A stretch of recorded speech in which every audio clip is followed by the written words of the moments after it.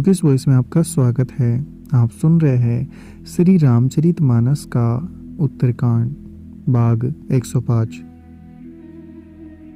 सर्वज्ञ शिवजी ने विनती सुनी और ब्राह्मण का प्रेम देखा।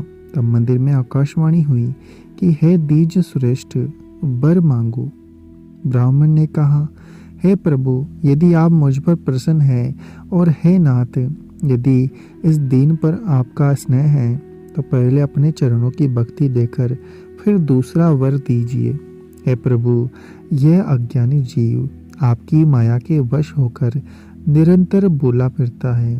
हे कृपा के समुद्र भगवान, उस पर क्रोध ना कीजिए। हे दीनों पर दया करने वाले शंकर, अब इस पर कृपालु होइए, जिससे हे नाथ थोड़े ही समय में इस पर शाप के बाद अनुग्रह हो जाए।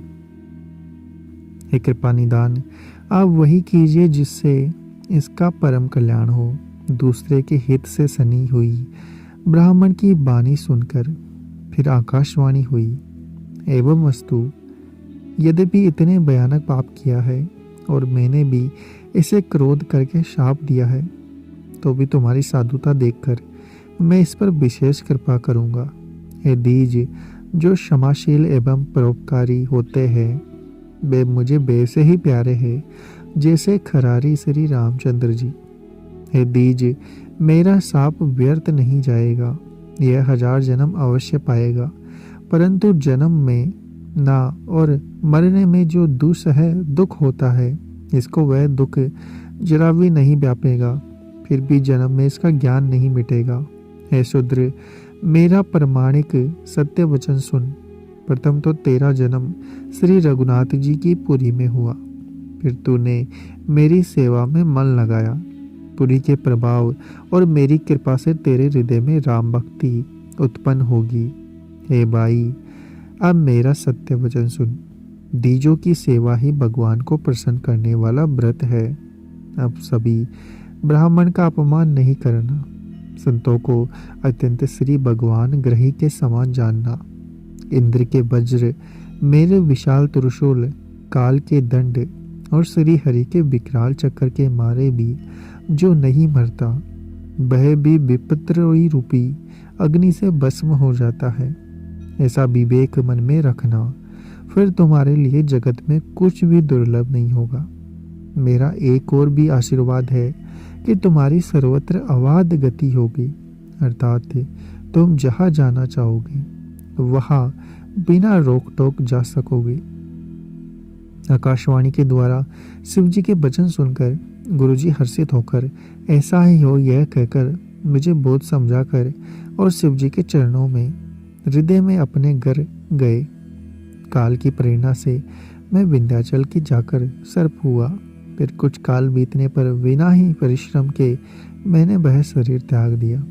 हे हरिवाहन, मैं जो भी शरीर धारण करता उसे बिना ही परिश्रम वैसे ही सुखपूर्वक त्याग देता था, जैसे मनुष्य अपना पुराना वस्त्र त्याग देता है और नया पहन लेता है। शिवजी ने वेद की मर्यादा की रक्षा की, मैंने क्लेश भी नहीं पाया। इस प्रकार है पक्षीराज, मैंने बहुत से शरीर धारण किए पर मेरा ज्ञान नहीं गया। तिर्यक योनि, पशु पक्षी, देवता या मनुष्य का जो भी शरीर धारण करता, बहा बहा उस शरीर में मैं श्री राम जी का भजन जारी रखता। इस प्रकार मैं सुखी हो गया, परंतु एक शूल मुझे बना रहा। गुरु जी का कोमल सुशील स्वभाव मुझे कभी नहीं भूलता, अर्थात मैंने ऐसा कोमल स्वभाव दयालु गुरु का अपमान किया, यह दुख मुझे सदा बना रहता है। मैंने अंतिम शरीर ब्राह्मण का पाया, जिसे पुराण और वेद देवताओं को भी दुर्लभ बताते हैं। मैं बहा ब्राह्मण शरीर में भी बालकों में मिलकर खेलता तो श्री रघुनाथ जी की ही सब लीलाएं किया करता। सयाना होने पर पिताजी मुझे फड़ाने लगे। मैं समझता, सुनता और विचारता, पर मुझे फड़ना अच्छा नहीं लगता था। मेरे मन से सारी वासनाएं भाग गई, केवल श्री राम जी के चरणों में लव लग गई। हे गुरु जी, कहिए, ऐसा कौन अभागा होगा जो कामधेनु को छोड़कर गधी की सेवा करेगा। प्रेम में मग्न रहने के कारण मुझे कुछ भी नहीं सुआ था।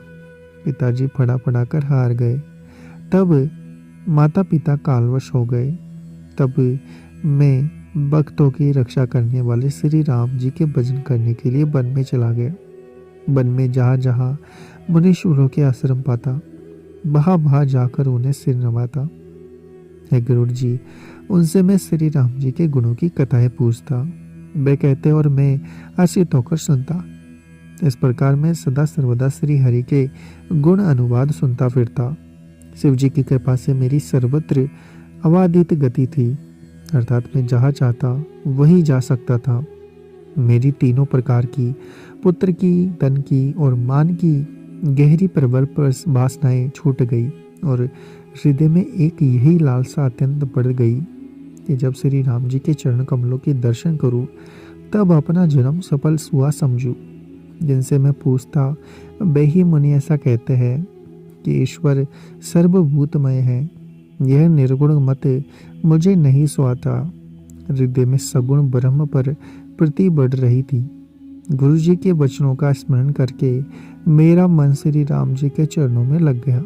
मैं क्षण क्षण नया नया प्रेम प्राप्त करता हुआ श्री रघुनाथ जी का यश गाता फिरता था। सुमेरु पर्वत के शिखर पर बड़ की छाया में लोमस मुनि बैठे थे। उन्हें देखकर मैंने उनके चरणों में सिर नवाया और अत्यंत दीन वचन कहे। हे पक्षीराज, मेरे अत्यंत नम्र और कोमल वचन सुनकर कृपालु मुनि मुझसे आदर के साथ पूछने लगे, हे ब्राह्मण, आप किस कार्य से यहाँ आए हैं? तब मैंने कहा, हे कृपा निधि, आप सर्वज्ञ है और सुजान हैं। हे भगवान, मुझे सगुण ब्रह्म की आराधना की प्रक्रिया कहिए। तब है पक्षीराज, मुनीश्वर ने श्री रघुनाथ जी के गुणों की कुछ कथाएं आदर सहित कही। फिर मैं ब्रह्म ज्ञान परायण विज्ञानवान मुनि मुझे परम अधिकारी जानकर ब्रह्म का उपदेश करने लगे कि वह अजन्मा है, अद्वैत है, निर्गुण है और हृदय का स्वामी है। उसे कोई बुद्धि के द्वारा माप नहीं सकता। वह इच्छा रहित, नाम रहित, रूप रहित, अनुभव से जानने योग्य, अखंड और उपमा रहित है। वह मन और इंद्रियों से परे, निर्मल और विनाश रहित, निर्विकार, सीमा रहित और सुख की राशि है। वेद ऐसा गाते हैं कि वही तू है। तत्वमसि, जल और जल की लहर की बाती उसमें और तुझ में कोई भेद नहीं है। उन्हीं ने मुझे अनेकों प्रकार से समझाया, पर निर्गुण मत मेरे हृदय में नहीं बैठा। मैंने फिर मुनि के चरणों में सिर नवाकर कहा, हे मुनीश्वर, मुझे सगुण ब्रह्म की उपासना कहिए। मेरा मन राम भक्ति रूपी जल में मछली हो रहा है, उसी में रम रहा है। हे चतुर मुनीश्वर, ऐसी दशा में वह उससे अलग कैसे हो सकता है? आप दया करके मुझे वही उपदेश कहिए जिससे मैं श्री रघुनाथ जी को अपनी आंखों से देख सकूं। पहले नेत्र भरकर श्री अयोध्या नाथ को देखकर तब निर्गुण का उपदेश सुनूंगा। मुनि ने फिर अनुपम हरि कथा कहकर सगुण मत का खंडन करके निर्गुण का निरूपण किया। तब मैं निर्गुण मत को हटाकर बहुत हट करके सगुण का निरूपण करने लगा। मैंने उत्तर प्रत्युत्तर किया। इससे मुनि के शरीर में क्रोध के चिन्ह उत्पन्न हो गए। हे प्रभु, सुनिए, बहुत अपमान करने पर ज्ञानी भी हृदय में क्रोध उत्पन्न हो जाता है। यदि कोई चंदन की लकड़ी को बहुत अधिक रगड़े तो उससे भी अग्नि प्रकट हो जाएगी। मुनि बार बार क्रोध सहित ज्ञान का निरूपण करने लगे। तब मैं बैठा बैठा अपने मन में अनेकों प्रकार के अनुमान करने लगा। बिना द्वैत बुद्धि के क्रोध कैसा, और बिना अज्ञान के क्या द्वैत बुद्धि हो सकती है? माया के वश रहने वाला परिच्छिन्न जड़ जीव क्या ईश्वर के समान हो सकता है? सबका हित चाहने वाले क्या सभी दुख हो सकता है? जिसके पास पारसमणि है उसके पास क्या दरिद्रता रह सकती है?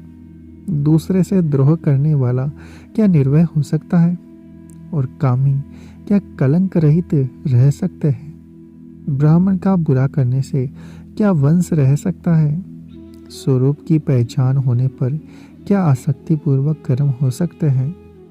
दुष्टों के संग से क्या किसी के सुबुद्धि उत्पन्न हुई है? परस्त्री गमाए क्या उत्तम गति पा सकता है? परमात्मा को जानने वाले कहीं जन्म मरण के चक्कर में पड़ सकते हैं। भगवान की निंदा करने वाले कभी सुखी हो सकते हैं। नीति बिना जाने क्या राज्य रह सकता है? श्री हरि के चरित्र वर्णन करने पर क्या पाप रह सकता है? बिना पुण्य के क्या पवित्र यश प्राप्त हो सकता है? बिना पाप के भी क्या कोई अपयश पा सकता है? जिसकी महिमा वेद संत और पुराण गाते हैं, और उस हरि भक्ति के समान क्या कोई दूसरा लाभ भी है? भाई, जगत में क्या इसके समान दूसरी भी कोई हानि है कि मनुष्य शरीर पाकर भी श्री राम जी का भजन ना किया जाए? चुगलखोरी के समान क्या कोई दूसरा पाप है? और हे गरुड़ जी, दया के समान क्या कोई दूसरा धर्म है? इस प्रकार मैं अनगिनत युक्तियां मन में विचारता था और आदर के साथ मुनि का उपदेश नहीं सुनता था। जब मैंने बार बार सगुन का पक्ष स्थापित किया, तब मुनि क्रोधयुक्त वचन बोले, अरे मूढ़े, मैं तुझे सर्वोत्तम शिक्षा देता था तो तू भी उसे नहीं मानता और बहुत से उत्तर प्रत्युत्तर लाकर रखता है। मेरे सत्य पर वचन पर विश्वास नहीं करता। कौवे की बाती सभी से डरता है। अरे मूर्ख, तेरे हृदय में अपने पक्ष का बड़ा भारी हट है, अतः तू शीघ्र चांडाल पक्षी कौवा हो जा।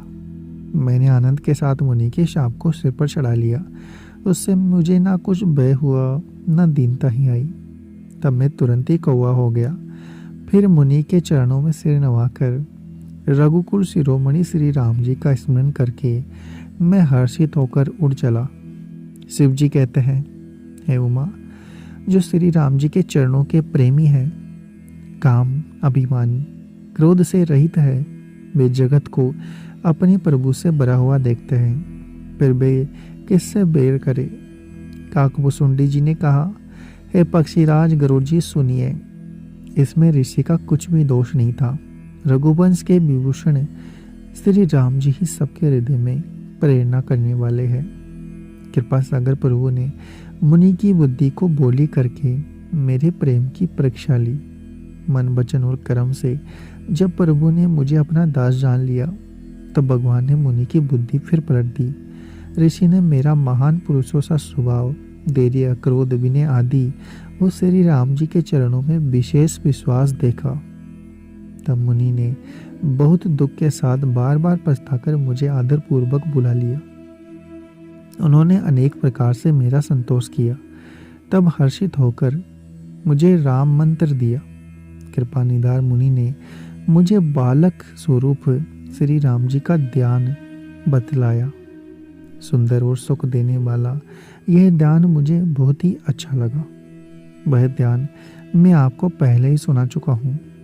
मुनि ने कुछ समय तक मुझको वहाँ अपने पास ही रखा। तब उन्होंने रामचरितमानस का वर्णन किया। आदर पूर्वक मुझे यह कथा सुनाकर फिर मुनि ने मुझसे सुंदर वाणी बोली, हे तात, यह सुंदर और गुप्त रामचरित मैंने शिव जी की कृपा से पाया था, तो मैं श्री राम जी का निज वक्त जाना। इसी से मैंने तुमसे सब चरित्र विस्तार के साथ कहा है। हे तात, जिनके हृदय में श्री राम जी की भक्ति नहीं है, उनके सामने इसे कभी भी नहीं कहना चाहिए। मुनि ने मुझे बहुत प्रकार से समझाया। तब मैंने प्रेम के साथ मुनि के चरणों में सिर नवाया। मुनीश्वर ने अपने कर कमलों से मेरा सिर स्पर्श करके हर्षित होकर आशीर्वाद दिया कि अब मेरी कृपा से तेरे हृदय में सब प्रगाढ़ राम भक्ति बसेगी। तुम सदा श्री राम जी के प्रिय होगे और कल्याण रूप गुणों के दाम मान रहित इच्छा अनुसार रूप धारण करने में समर्थ इच्छा मृत्यु, जिसकी शरीर छोड़ने की इच्छा करने पर ही मृत्यु हो, बिना इच्छा के मृत्यु ना हो, एवं ज्ञान और वैराग्य के भंडार होंगे। इतना ही नहीं, श्री भगवान को स्मरण करते हुए तुम जिस आश्रम में निवास करोगे, वहाँ 1 योजन तक अविद्या नहीं व्यापेगी। काल, कर्म, गुण, दोष, स्वभाव से उत्पन्न भी दुख तुमको कभी नहीं व्यापेगा। अनेकों प्रकार के सुंदर श्री राम जी के रहस्य जो इतिहास और पुराणों में गुप्त और प्रकट है, वर्णित और लक्षित है, तुम उन सबको भी बिना ही परिश्रम जान जाओगे। श्री राम जी के चरणों में तुम्हारा नित्य नया प्रेम हो। अपने मन में तुम जो कुछ इच्छा करोगे, श्री हरि की भक्ति से, कृपा से उसकी पूर्ति कुछ भी दुर्लभ नहीं होगी। उम्मीद है आपको हमारा यह प्रयास अच्छा लग रहा होगा। अगर आप चैनल पर नए हैं तो चैनल को सब्सक्राइब करें, वीडियो को लाइक और शेयर करना ना भूलें। मिलते हैं आपसे अगले एपिसोड में।